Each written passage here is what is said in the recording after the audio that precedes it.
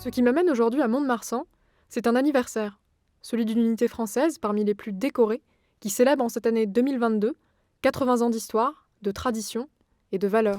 Nous voilà au cœur du Neuneu, comme on le surnomme affectueusement, une unité résolument moderne qui évolue depuis le début des années 2010 sur le fleuron de l'aviation militaire française, le Rafale. Alors malgré tout, on s'en rend compte lorsqu'on se promène dans les couloirs de l'escadron, créé en 1942 sur la volonté du général de Gaulle, les traditions sont omniprésentes. En fait, elles s'affichent partout, que ce soit à travers des photographies, des bibelots ou des objets divers.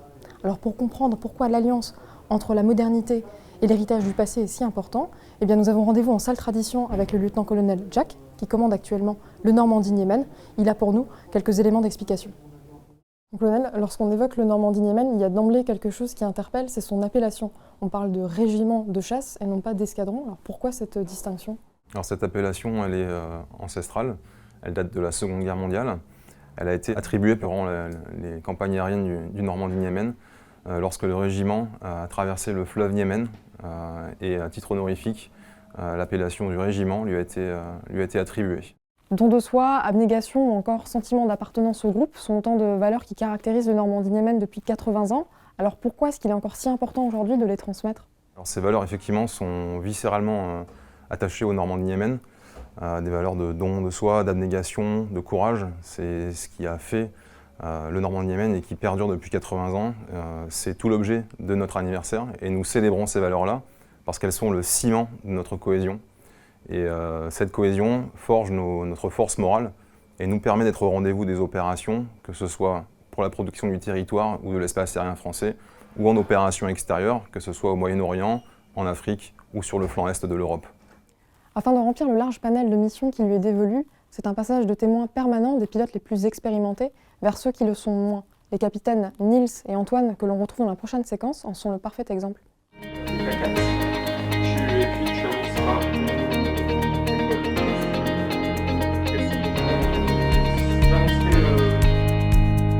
Une séquence de tir de missiles.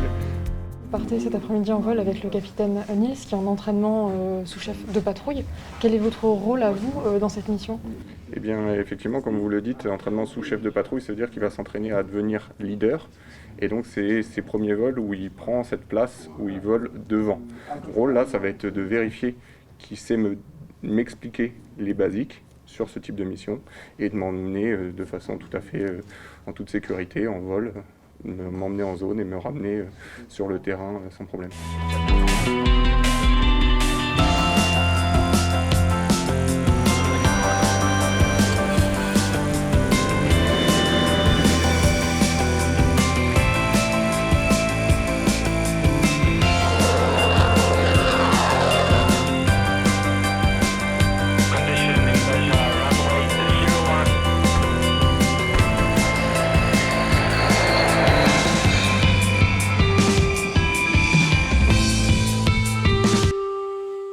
Alors je vais d'abord faire le débriefing en tant que leader et puis lui me débriefera ensuite et je pense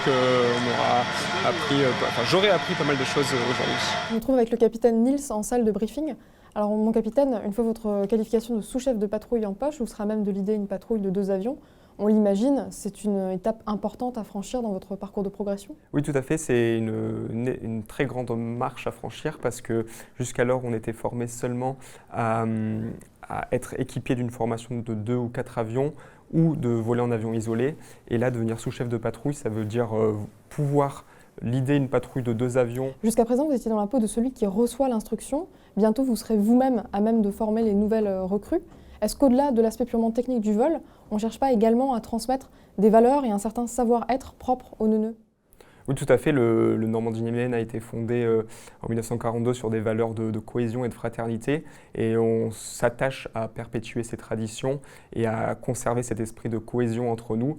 Et donc, en effet, être pilote de chasse, c'est non seulement être très professionnel et à être en pointe niveau tactique, mais c'est aussi un savoir-être et un savoir-vivre en équipe qu'on essaye de transmettre aux futures générations.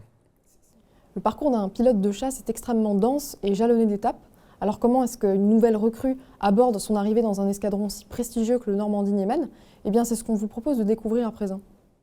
J'ai rendez-vous avec le capitaine Hugues. La dernière fois que je l'ai vu, c'était sur la base aérienne de Tours à l'été 2020. Il venait de recevoir son macaron de pilote de chasse. Il a intégré le Normandie-Niemen il y a quelques mois seulement. J'ai hâte de savoir ce qu'il est devenu. Bonjour Hugues, comment vas-tu? Très bien, merci. Alors, comment se passent tes premières semaines, tes premiers mois au sein de l'escadron? Les premières semaines, donc, c'est assez intense. On a un rythme de vol assez soutenu, ce qui fait qu'on a une très belle progression, enfin que je sens qu'il y a une très belle progression au début, à ses débuts en escadron. Forcément beaucoup de travail, donc une charge de travail qui fait que ça me demande aussi beaucoup d'investissement en temps, en concentration. Mais c'était ce que je recherchais en arrivant en escadron, évidemment, et ce qui fait que grâce à ça, je vais probablement pouvoir passer ma qualification de pilote opérationnel relativement rapidement, au bout de quelques mois à peine.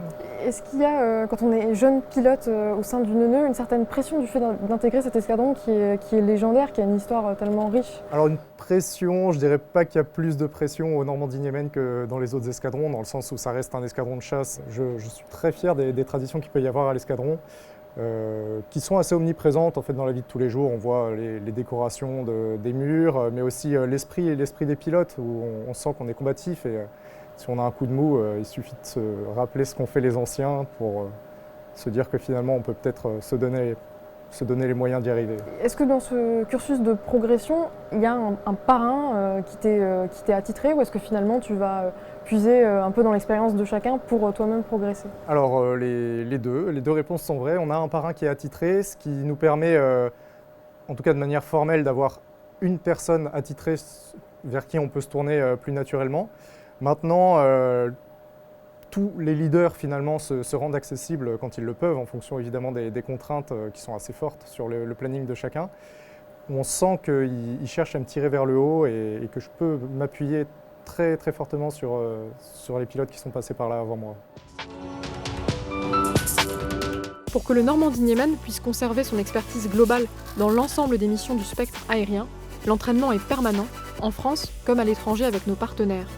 Condition sine qua non afin de pouvoir incarner pleinement la promesse des armées pour la France, être prêt en tout temps, en tout lieu.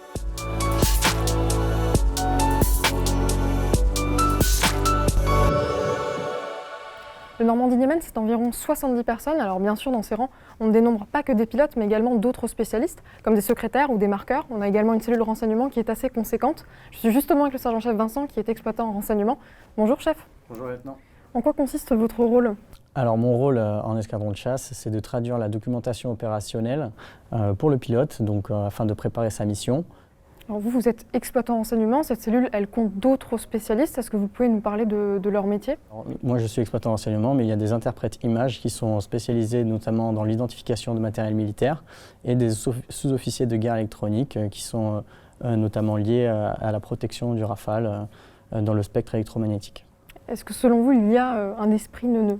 Alors le spirit NENE, c'est avant tout un esprit unité, esprit famille, donc on laisse personne derrière et puis quand on peut profiter d'un moment tous ensemble autour d'événements cohésion, on n'hésite pas.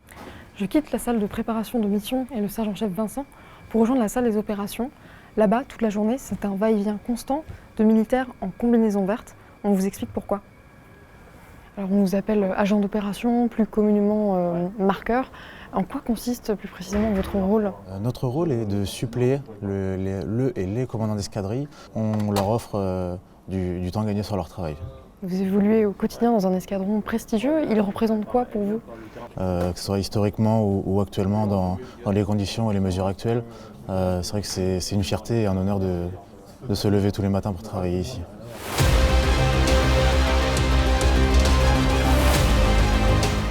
Quelle que soit l'époque, le NENE conserve le même esprit, celui d'un escadron au combat. Depuis sa réactivation sur la base aérienne 118 de Mont-de-Marsan au début des années 2010, l'unité a notamment pris part au premier raid de l'opération Harmattan, s'est vue engagée dès le début de l'opération Serval et œuvre aujourd'hui encore dans le cadre de l'opération Chamal à partir de 2 points d'ancrage, la base aérienne projetée au Levant et la base aérienne 104 dans le golfe arabo-persique.